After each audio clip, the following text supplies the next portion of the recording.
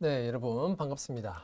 네, 우리 지금 거시경제 부분 보고 있죠? 바로 직전 시간에는 인플레이션의 개념적인 거, 그 측정, 자, 이런 부분을 봤습니다. 자, 이번 시간은 인플레이션의 유형, 그리고 인플레이션이 발생했을 때 그 대책, 거기다가 자, 또 문제가 되고 있는 스태그플레이션의 문제까지 함께 살펴보겠습니다. 자, 먼저 인플레이션의 유형을 한번 보겠습니다. 자, 인플레이션의 유형은 자, 크게 보면 이제 두 가지 유형이 있는데요. 첫 번째 유형이 바로 수요 견인 인플레이션이에요. 수요 견인 인플레이션은 자, 제목 그대로입니다. 사회 전체적인 수요가 공급에 비해서 수요가 자꾸 크게 증가하는 거예요. 그러니까 공급은 그대로인데 수요가 자꾸 늘어나니까 어떻게 되겠어요? 물가가 올라가겠죠. 그러니까 수요가 견인하는 물가 수준의 향상. 자, 그걸 우리가 수요 견인 인플레이션 이렇게 이야기합니다. 자, 총 지출. 자, 여기서 말하는 총 지출은 결국은 총 수요를 말하는 거예요. 그죠? 총 수요. 자, 총 수요 또는 총 지출. 이건 뭐냐? 결국은 가계의 수요, 소비, 기업의 수요, 투자, 정부의 수요, 정부 지출, 외국의 수요, 그리고 순수출, 우리 입장에서는 수출이잖아요. 순수출. 자, 이걸 말하는 겁니다. 자, 이런 총지출, 총수요가 그 나라 경제가 가지고 있는 생산 능력 자체를 초과하는 경우, 즉 초과 수요가 발생한 경우에요. 그래서 물가 수준이 상승하는 겁니다. 자, 그 경우, 그 다음 두 번째 경우는, 자, 요거는 이제 통화 요인인데요, 통화. 요거는 이제 나중에 우리가 통화 정책 할 때 중앙은행, 뭐 통화량 이런 내용을 우리가 공부를 할 텐데, 자, 중앙은행의 과도한 통화 발행. 뭐, 중앙은행은 통화에 대한 발권 기능을 가집니다. 어쨌든 이 중앙은행이 우리나라 전체의 통화 정책을 결정하는 주체거든요. 그런데 이 중앙은행의 결정에 의해서 시중에 통화량이 증가했어요. 돈이 늘어났다 이겁니다. 그러면은 시중에 돈이 늘어났다. 그럼 그것을 이제 내 입장에서 생각해 보면 내가 원래는 한 100원만큼 가지고 있었는데 근데 대출 받기도 훨씬 쉬워지고 뭐 이렇게 하면서 대출 받기도 훨씬 쉬워진 거예요. 이자율도 많이 떨어지고 그래서 대출을 받기 쉬워졌어. 그러니까 원래는 내가 100원만큼 돈을 가지고 있었는데 대출도 쉽게 받고 뭐 어쩌고 하니까 이제는 내가 150만큼 돈을 가지게 된 거예요.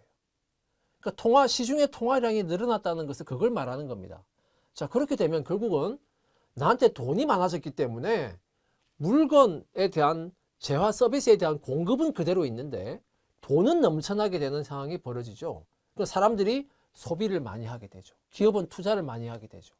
자, 그런 현상이 벌어진다 이겁니다. 그러면 결국은 이것이 총 수요의 증가, 총 지출의 증가로 가는 거예요. 결국은 물가 수준의 상승을 견인하게 되는 겁니다. 자, 이게 이제 수요 견인 인플레이션이에요. 그 수요 요인으로 발생하는 겁니다. 수요 요인, 통화 요인을 포함한 수요의 요인으로 발생하는 인플레이션. 두 번째는 비용 인상 인플레이션이에요. 이때 이 비용이라고 하는 것은 결국은 생산자 입장입니다. 공급자, 생산자 입장에서의 비용이니까 결국 생산 비용이죠. 공급자 입장에서의 생산 비용, 그 비용 자체가 인상이 되었다. 그러면 우리가 그냥 간단히 생각해보면 비용이 인상되면 가격이 인상되지 않으면 이윤이 결국은 감소되는 결과가 되죠. 결국 물가가 올라간다 이겁니다. 그러면 이제 이러한 비용 인상 인플레이션은 이거는 공급자 요인이에요. 공급자 요인에 의한 인플레이션. 자, 어떤 경우냐? 총산출, 생산량을 말하는 거예요. 의 평균적인 비용, 그러니까 단위당 생산 비용을 말하는 겁니다. 그러니까 총 생산 비용을 생산량으로 나누어서 한 개당 생산 비용을 말하는 거예요. 한 개당 단위당 생산 비용이 증가하게 된 경우, 자, 평균 비용은 총 요소 비용을 생산량으로 나눈 비용을 말합니다. 자, 그 비용이 한마디로 비용이 올랐다 이겁니다. 왜 올랐을까? 그럼 그 비용이 오르는 것은 결국 왜 올랐을까요?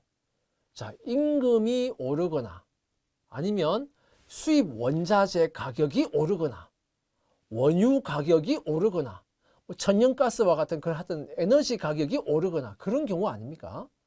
자, 그래서 비용 인상의 인플레이션의 주요 원인은 결국은 부정적인 공급 충격입니다. 우리가 경기 순환의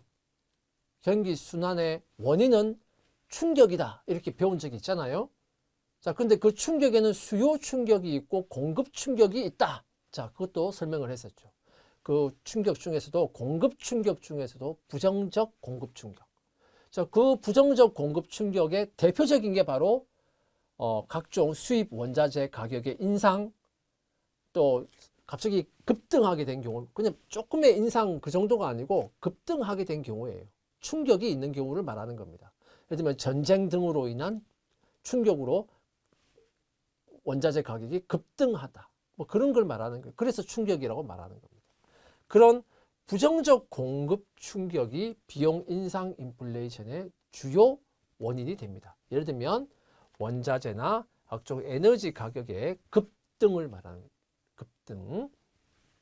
부정적 공급 충격이 주요 원인이다. 자, 그러면 우리가 구체적으로 그림을 한번 볼게요. 수요 견인 인플레이션의 경우는 어떤 경우냐? 자, 세로축은 물가, 가로축은 실질 GDP입니다.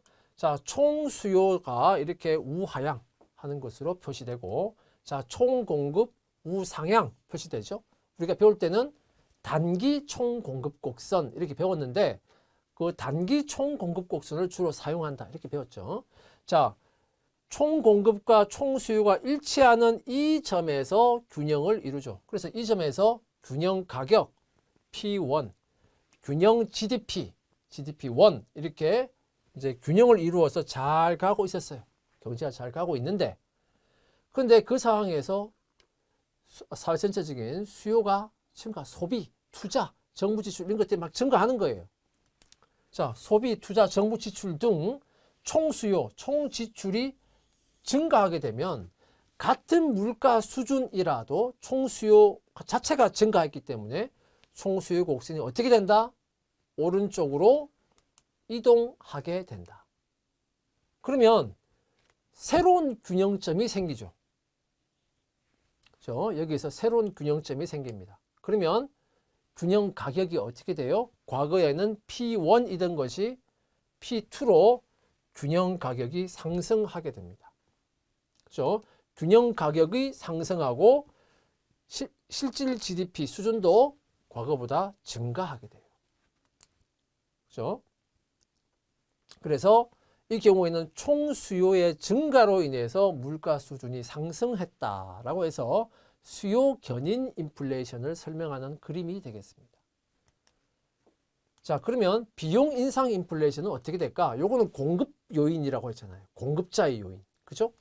그러면 총 수요 곡선 우하향, 총 공급 곡선 우상향. 처음에 자, 균형 물가 수준 P1, 균형 GDP, GDP1 이렇게 잘 운영되고 있었는데, 이제 여기서 아까 비용 인상 인플레이션은 부정적 공급 충격, 예를 들어서 에너지 가격의 급등 이런 거잖아요. 자, 부정적 공급 충격이 발생했다. 그러면은 이런 부정적 공급 충격은 갑자기 원유가가 인상이 되고 천연가스 등 원자재 뭐 이게 갑자기 급등해 보세요. 그럼 기업들은 엄청나게 생산 비용이 증가했기 때문에 생산을 그만큼 못하게 됩니다. 그러면 총 공급 곡선이 어떻게 될까? 같은 물가 수준이라도 그게 감소하게 되니까 총 공급 곡선은 당연히 왼쪽으로 이동하게 돼요. 공급 능력 자체가 줄어들었기 때문에 왼쪽 좌측으로 이동하게 된다. 그러면 새로운 균형점이 여기서 새로운 균형점이 생기겠죠. 그러면 이제 균형 가격은 P2가 되고 실질 GDP 수준은 GDP2가 되는 거예요.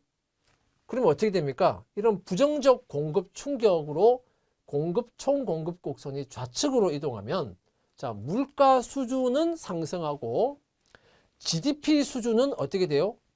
하락하게 되죠. 그러니까 국민 소득은 하락하고 물가는 오르고 이런 현상이 벌어지게 되는 겁니다. 자, 아까 비교하면 수요 견인 인플레이션은 물가 수준도 상승하고 GDP 수준도 상승했잖아요. GDP, 국민 소득도 상승하고 물가도 오르고 이런 경우였는데 비용 인상 인플레이션은 물가는 오르는데 오히려 국민 소득은 감소해버리는 자, 이런 현상이 벌어진다 이거예요.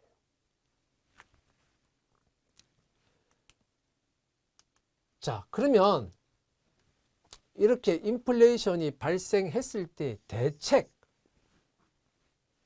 대책은 어떤 게 있을까? 자, 수요 견인 인플레이션. 아까 우리 봤던 수요 견인 인플레이션의 그림입니다.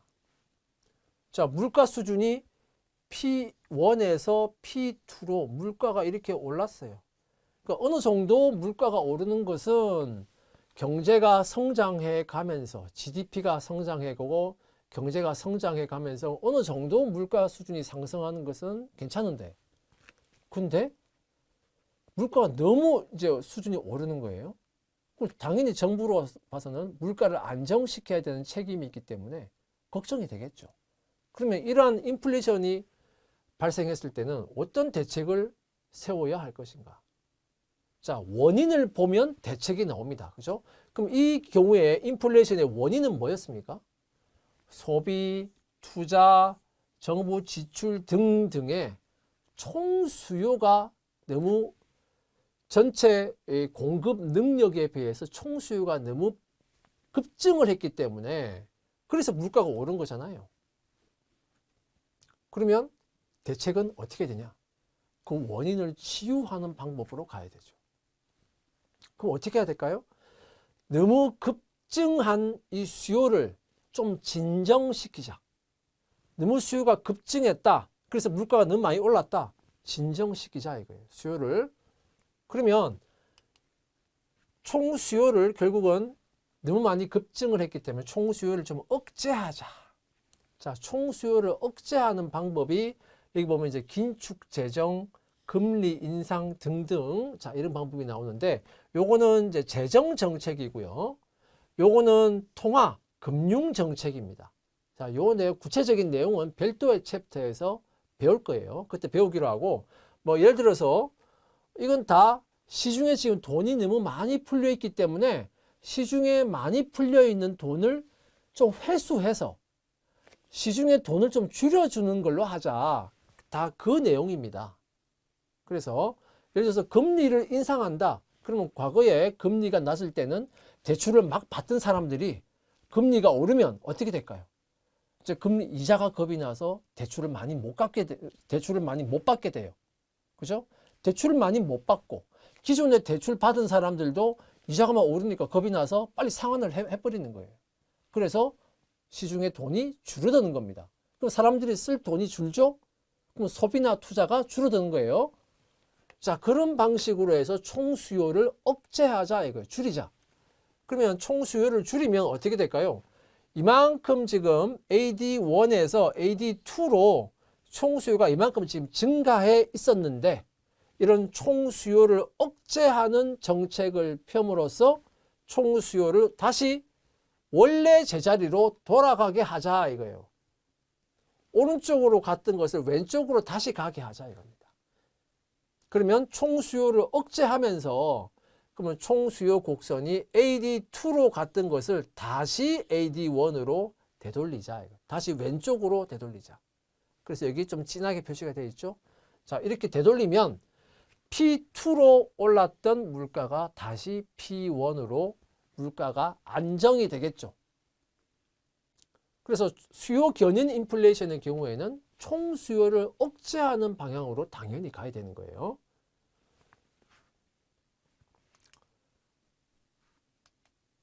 자, 그다음에 두 번째는 이제 비용 인상 인플레이션입니다. 비용 인상 인플레이션은 원인이 공급 측면이었어요. 부정적 공급 충격으로 인해서 총 공급 곡선이 AS1에서 AS2로 이렇게 왼쪽으로 이동해서 물가가 올라갔잖아요, 지금. 그럼 이 경우도 마찬가지예요. 원래 원인이 부정적 공급 충격이었기 때문에 왼쪽으로 이동했던 총 공급 곡선을 다시 오른쪽으로 이동시키자 이거예요. 그러려면 어떻게 해야 됩니까? 전체적인 공급 능력을 확대하는 방향으로 해야 되겠죠. 총 공급을 확대하는 방향으로 해야 될 겁니다. 그러니까 공급 능력 자체를 증가시키는 방향으로 정책을 펴는 거예요. 뭐 예를 들어서 기술을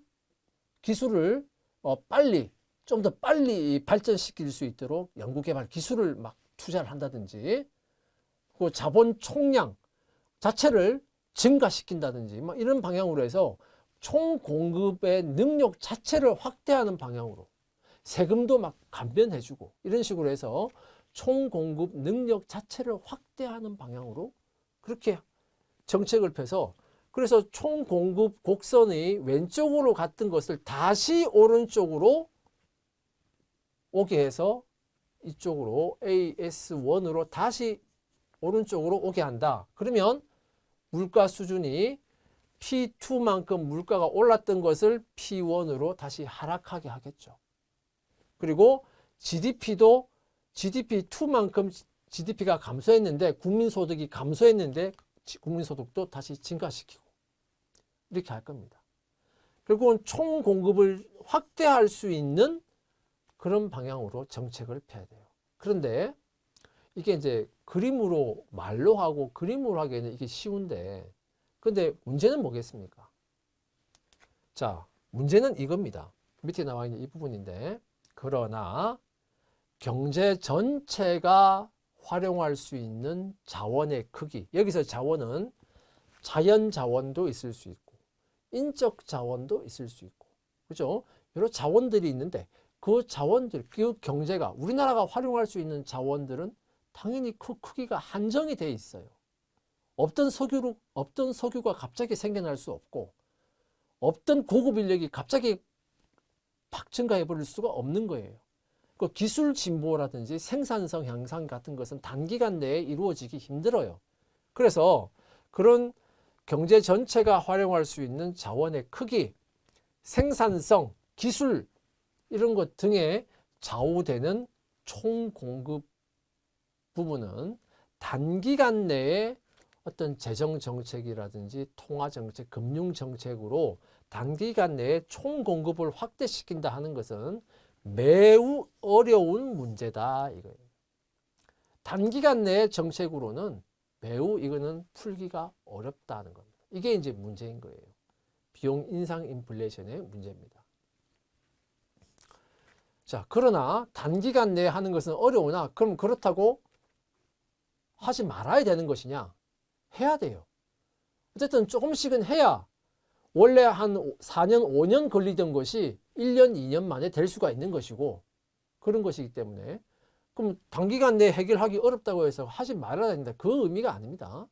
하지만 단기간 내에 해결하기는 어렵다는 것을 우리가 알고, 그러나 장기적으로 우리가 장기적인 시선으로 가지고 자, 그것을 추진해 나가야 된다는 그런 의미가 되겠습니다. 자, 그 다음에 자, 잘못된 인플레이션에 대한 대책을 세울 때 부작용이 발생할 수가 있어요. 자, 이 부분은 이제 어떻게 보면 크게 보면 재정 정책하고 통화 정책, 이 통화 정책은 금융 정책이라고도 합니다. 재정 정책은 이거는 이제 정부 내의 부처로 따지면 흔히 이제 우리가 말하는 기재부라고 하는 데 있잖아요. 기획재정부, 기재부가 이제 주축이 되는 거고요. 그다음에 이 통화정책, 금융정책은 요거는 정부하고는 독립된 기구, 즉 중앙은행, 우리나라의 중앙은행은 한국은행 아닙니까? 이거는 한국은행이 주체가 되는 거예요. 그러니까 재정정책의 주체하고 통화금융정책의 주체는 달라요. 그래서 이 이 잘못된 인플레이션 대책이 나올 수도 있습니다. 이 두 부처는 목적 자체가 좀 달라지는 겁니다. 목적 자체가 달라져요. 그래서 재정 정책은 정부이기 때문에 이 정부의 경우에는 경기 활성화에 좀 더 방점이 가 있어요. 경기가 침체되고 하면 기본적으로 표가 안 나오잖아요. 그러면 선거에서 불리해진단 말이에요. 그래서 기본적으로 경기를 활성화하는 데 더 방점이 가 있어요. 그런데 한국은행의 이 통화정책, 금융정책은 물가를 안정시키는 것에 좀 더 방점이 가 있단 말이에요. 그러니까 이 중점을 두는 목표 자체가 조금 다른 거예요. 그러다 보면 이 잘못된 인플레이션 대책이 이제 나올 수도 있는 겁니다. 둘 사이의 목표가 달라지고 하다 보면 또 상반된 정책이 나오기도 해요. 자, 만약에 비용 인상 인플레이션이 있었어요. 그러면 비용 인상 인플레이션은 원인이 뭐였냐? 부정적 공급 충격이었단 말이에요. 근데 보니까 이 부정적 공급 충격으로 인해서 물가는 올랐는데 국민소득이 줄었네? 자, 국민소득이 줄면 국민소득이 준다는 것은 결국 뭘 의미하냐? 이거는 경기가 침체되고 있다 하는 것을 의미하는 거거든요. 기본적으로 국민소득이 준다, GDP가 준다는 것은 경기가 침체되고 있다라고 하는 것을 말하는 거예요. 경기가 침체되면서 물가가 오르니까 얼마나 서민들, 국민들의 고통이 커지겠습니까? 자, 그런데 이 상황에서 이제 정부가 일단 물가 상승은 뭐 놔두고 일단 경기가 침체되는 거 이걸 이제 못 견디는 거예요. 그래서 경기가 침체되고 국민소득이 주니까 이거를 경기를 좀 더 활성화시키자라는 취지에서 경기 침체를 벗어나기 위해서 이 정부가 정책을 펴는데 정부의 재정 정책이 경기 활성화를 위한 정책을 펴는 거예요. 그래서 총수요를 확대하는 정책으로 간다 이거예요. 총수요. 그러니까 소비도 증가시키고 기업의 투자도 증가시키고 그리고 정부가 지출하는 것도 증가시키고 하는 그 방향으로 정부가 그런 방향으로 정책을 몰고 가요. 그렇게 되면 어떻게 됩니까? 자, 그렇게 되면 총수요 확대 정책을 하게 되면 정부가 그러면 총수요 곡선이 여기 AD1에 있던 것이 총수요가 확대되니까 증가하겠죠? 오른쪽으로 이동하게 됩니다. 총수요 곡선이. 그러면 총수요 곡선이 오른쪽으로 이동해서 AD1에 있던 게 AD2로 가게 돼요. 그러면 처음에 여기에 지금 균형점이 있었잖아요. 근데 총수요 곡선이 오른쪽으로 이동하면서 균형점이 다시 이쪽으로 다시 이동했어요. 그럼 어떻게 됩니까? 경기는 조금 활성화시킨다고 해서 국민소득은 조금 증가할 수 있어요. 이렇게 국민소득은 좀 증가할 수 있는데 물가는 그 전보다 더 올라가게 되죠. P3까지 물가가 올라갑니다. P3까지 물가가 올라가요.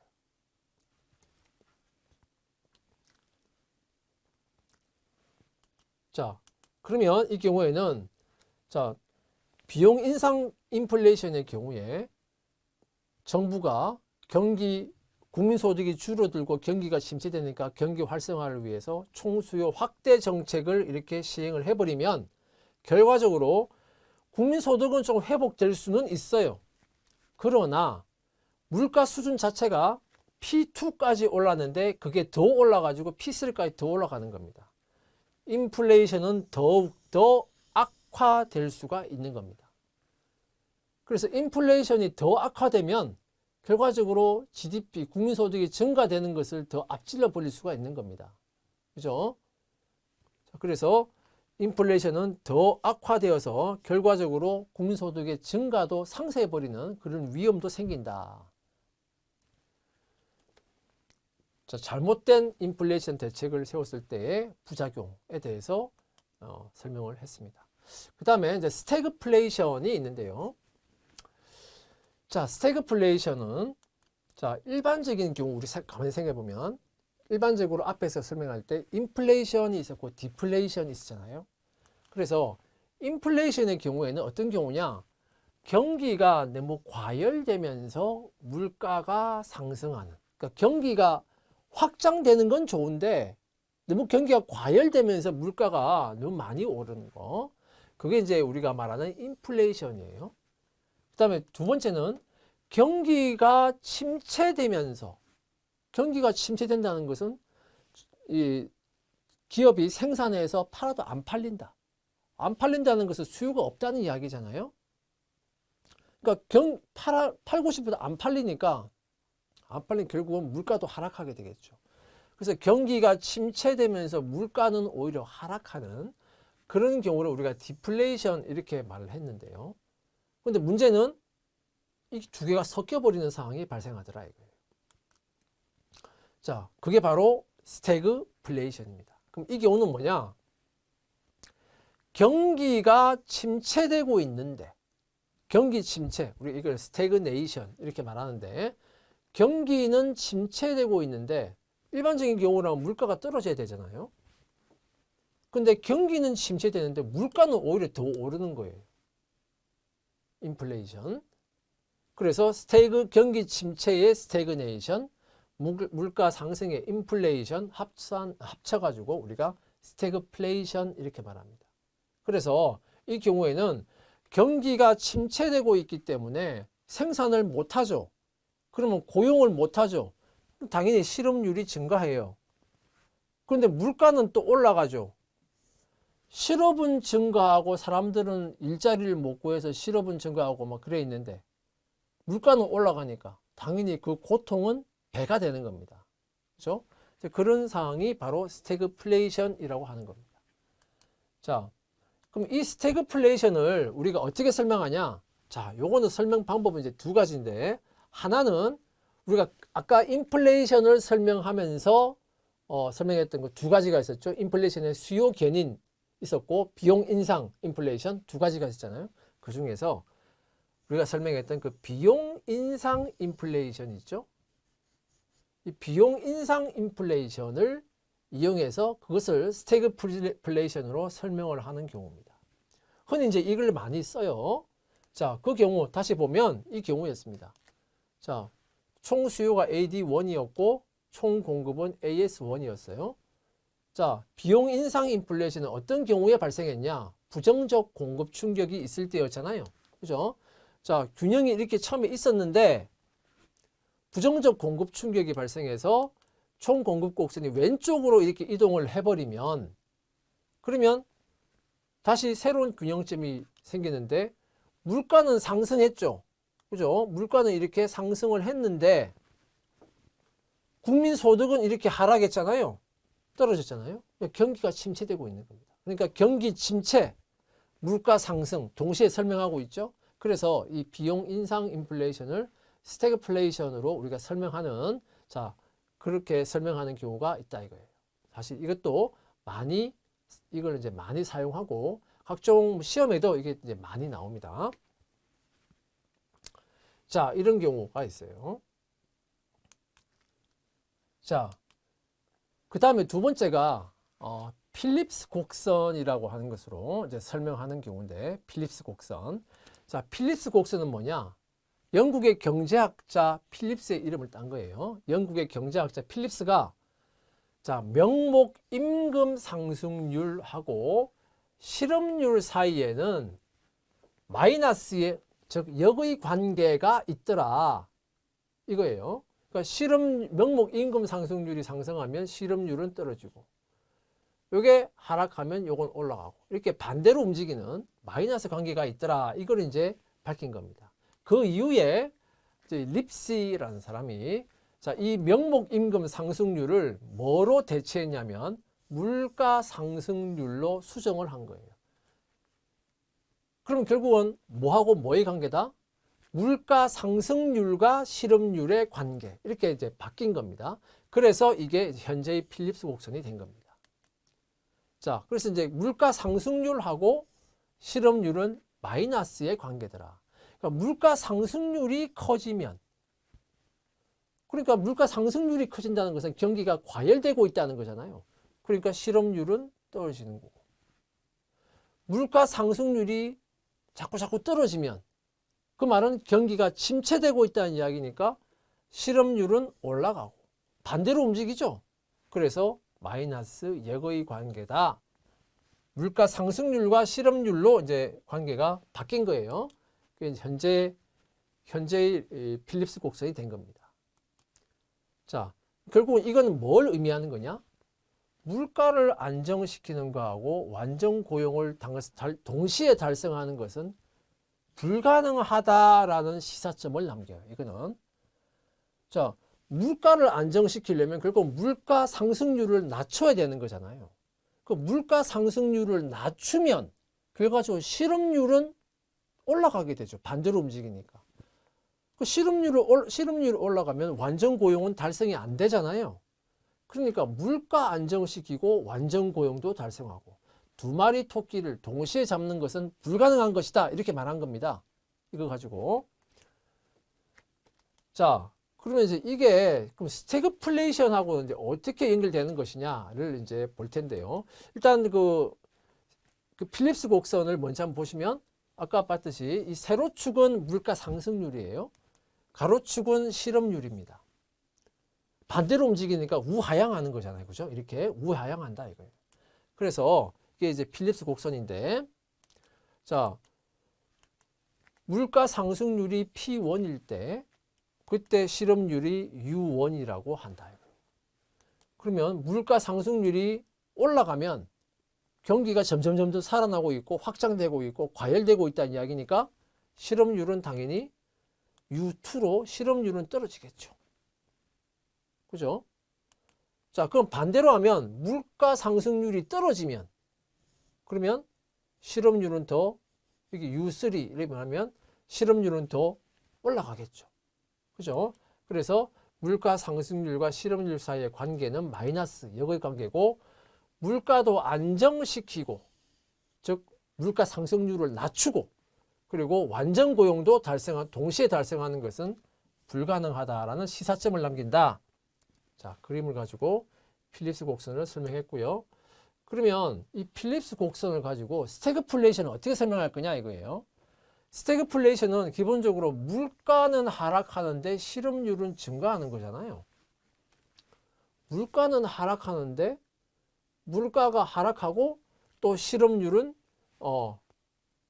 증가하고. 자, 근데 필립스 곡선으로 이게 설명이 안 되는 겁니다. 설명 안 돼. 반대로 물가 상승률하고 실업률하고의 사이는 반대로 가기 때문에 필립스 곡선 자체로만 보면 설명이 안 되는 거. 그래서 어떻게 됐냐? 이 필립스 곡선의 우상방 이동 현상으로 이것을 스태그플레이션을 설명을 했다 이거예요. 설명했다 이겁니다. 아, 이거는 이제 이게 스태그플레이션은 물가가 상승하는 거죠. 하락이 아니고 물가 상승이고 실업률이 증가하고. 자, 그러니까 이게 필립스 곡선 자체로는 설명이 안 된다는 거고, 이거 하락이 아니고 상승입니다. 자, 필립스 곡선의 우상방 이동 현상으로 결국 스태그플레이션을 설명했다. 자, 어떻게 설명했느냐 하면, 자, 이게 기존의 필립스 곡선이었어요. 우하향하는 필립스 곡선이었습니다. 자, 그럼 예를 들어서 기존의 균형점이 여기라고 칩시다. 그럼 물가 상승률은 P1, 실업률은 U1이잖아요. 근데 이 필립스 곡선이 우상방으로 이동을 한다 그러면 처음에 이 균형점이 우상방으로 이렇게 이만큼 오른쪽 위로 이렇게 이동하겠죠. 그러면 필립스 곡선이 이렇게 우상방으로 이동을 했어요. 그럼 새로운 균형점이 여기 생긴다 이거예요. 그럼 새로운 균형점을 보면 어떻게 됩니까? 물가도 상승하고 실업률도 증가하고, 물가 상승, 실업률 증가. 그걸 동시에 설명할 수 있잖아요. 그래서 이 필립스 곡선의 우상방 이동 현상이다 라고 스태그플레이션을 설명한 겁니다. 우상방 이동. 그래서 물가도 상승하고 P1에서 P2로 상승하고 실업률도 U1에서 U3로 실업률도 상승, 동시에 설명이 가능하구나 된 겁니다. 자, 그 다음에 여러분들 그 출처는 이제 MBC 뉴스인데요. 그 유튜브에서 거리의 경제 7편 해서 제목이 뭐냐면 내 월급 빼고 다 오르는 이유라고 하는 것을 여러분 유튜브에서 한번 검색을 해서 보시면은 지금 제가 스태그플레이션에 대해서 설명했던 그 내용이 그대로 현실에 적용하면서 뉴스로 기사로 나온 것을 보실 수 있을 겁니다. 동영상도 같이 한번 보시면 훨씬 더 이해가 빠를 걸로 보입니다. 참고로 보시기 바라겠습니다. 자, 참고 자료 보시고요. 네, 이상으로 인플레이션에 대한 각종 유형 대책, 스태그플레이션까지 살펴봤습니다.